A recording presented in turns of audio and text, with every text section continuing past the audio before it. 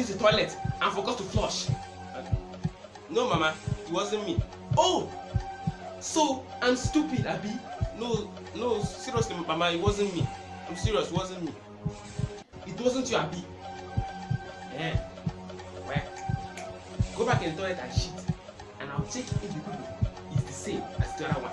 Chai! Like start going there. Hey! I hear me, me, by me. Ma, are you stupid? Before I open my eyes now, you are inside there now. Before I open my eyes. 1.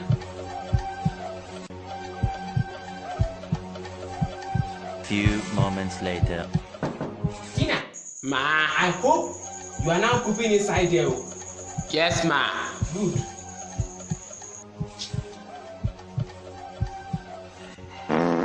Jesus is Lord.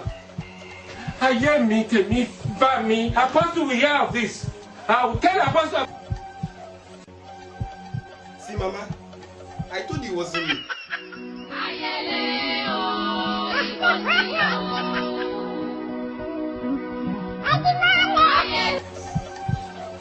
You bought my best clothes.